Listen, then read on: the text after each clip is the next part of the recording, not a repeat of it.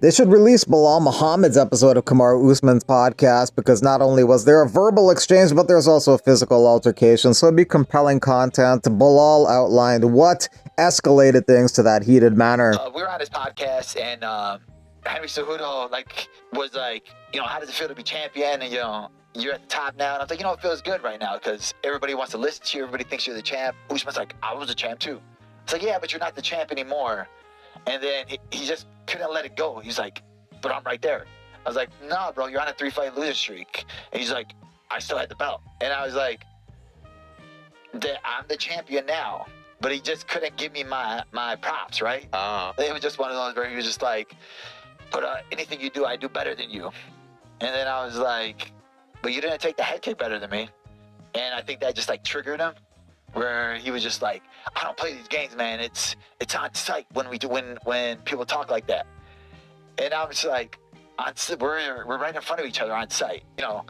Henry Cejudo twisted his ankle. I had to break it up, but you guys actually got into a physical? Yeah. They had the footage, right? For Usman, he thinks that they couldn't be in the same room without getting in a fight. He thinks security would be needed. Or backstage at a UFC event that neither of you were competing on, the security would need to be aware of where you are. Does it rise to that level? Probably. Wow. Yeah, because I would say that only because obviously I'm very level-headed and especially when I'm outside of the cage. But for the last almost 2 years now, year and a half, I haven't been in the thick of it. There's a transition when you're not in it, because people can't. They expect us to be these fighters and we're always on go mode, to where when I'm outside of the cage, people are like, why are you so calm? You're a scary fighter. But I'm not like that. And so when you're in the thick of it, you're on alert all the time. And even me and George St. Pierre, we had this conversation where he expressed that to me. He's like, when you're in it, you're always this defensive guy. And I hadn't been that for a while, but now that I'm back in the thick of it, yeah, you probably have to have security back there. Davison Figueiredo dropped one spot after his loss to Corey Sandhagen over the weekend. Also in the bantamweight division, Montel Jackson moved up one spot after his victory over Daniel Marcos. Marcos' first loss of his MMA career. Montel Jackson moves from 15 to 14. Ayman Zahabi dropped one spot. Ayman Zahabi is fighting Saturday against Jose Aldo. If he beats Aldo, maybe he'll once again go ahead of Jackson. After a victory over the weekend over Marina Rodriguez, Jillian Robertson enters the top 10. She moves up 3 spots, and now she's ranked number 9. Marina Rodriguez retires, exits the rankings, so as a result, Loma Lookboonmee enters the rankings in the strawweight division at number 15. After her victory over the weekend over Miesha Tate, Yana Santos moves up 1 spot from number 10 position to number 9. Miesha Tate drops from number 12 to 13. Tate wasn't able to get the fight to the ground until the 3rd round, so she won that 3rd round but lost the first 2. Santos wins a decision and moves up to number 9. Volkanovski would one day like to rematch Topuria at 155 for a belt. Perfect world would have been having that rematch to get the belt back. Yeah. But, that just wasn't the case. And you've got to respect what he's doing. He wants to chase he's done with the featherweight, wants to chase the lightweight. Let him do his thing. And then if we do it, maybe we do it at lightweight, double champ again. Maybe does that, I defend again. Does that put me in a position? Imagine that if he was to win and then we have a rematch. Oh God, at that'd lightweight. be incredible. Oh man, it doesn't get much bigger than that. That's perfect world for me. But again, you just a few things need to fall into place for that to happen, and that's obviously in time. Volkanovski would like to take on Movsar Evloev next for the belt. I don't know if the UFC wants to do that though. As far as Topuria goes, he'll probably either fight Makhachev or Oliveira June 28th, UFC 317th in Vegas. Ian Gary arrives in Montreal, the official backup for Saturday's main event. He could fight Prates and Belal within the span of 2 weeks.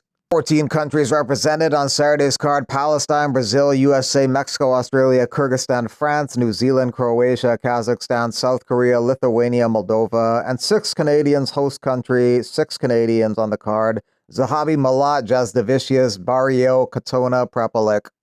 11 ranked fighters on the card: JDM, Manuel Firo, Zahabi, Jazdavicius, Andrade, Aldo, Benoit Saint-Denis, Alexa Grasso, Natalia Silva. And you got the 2 champs, Belal Muhammad and Valentina Shevchenko.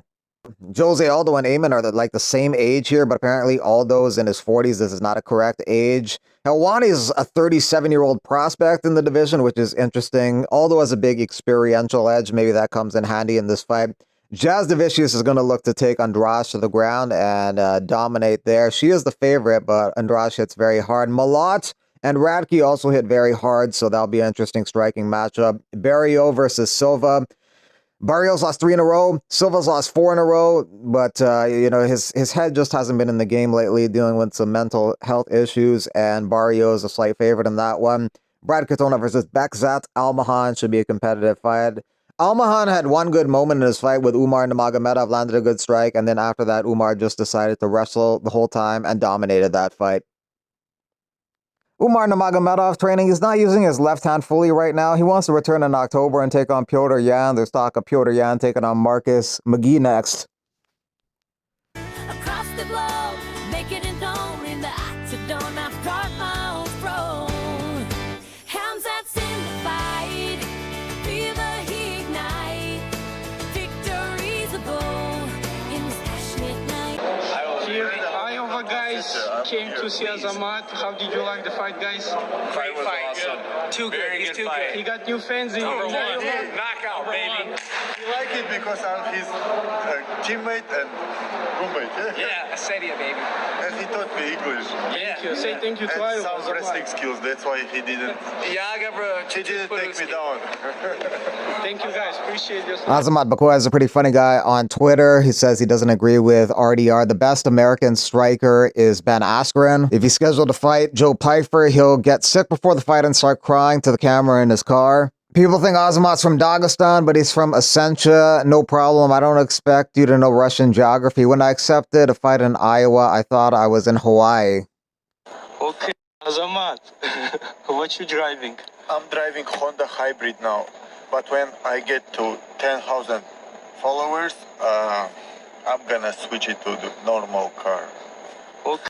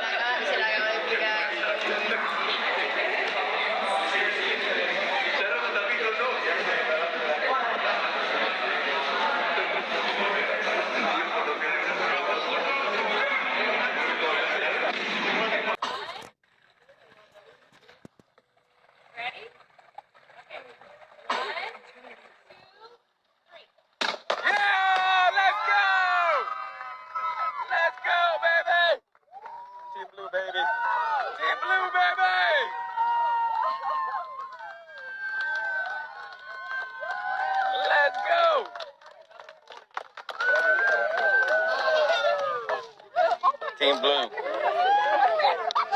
Team Blue.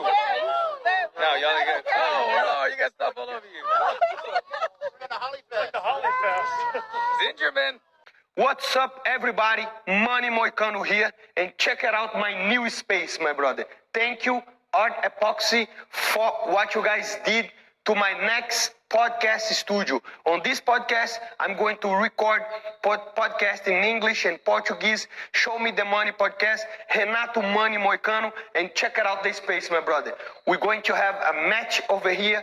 We're going to have a podcast table over here. And look, I asked for Art Epoxy to do the design, and they did everything. Look it out. Come here and check it out, the quality of the art, the design, the floor. So thank you so much. They are the best in business. So if you are in South Florida or in USA, Art Epoxy, I recommend. I'm Pascal Kraus. This is our new breed coat, Joe K-san.